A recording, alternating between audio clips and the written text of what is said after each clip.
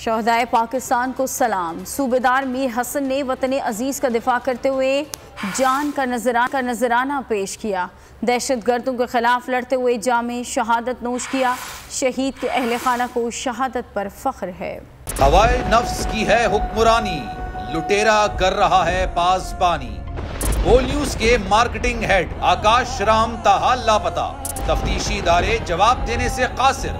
अहले खाना परेशान, बेटे की जुदाई में माँ गम से निढाल।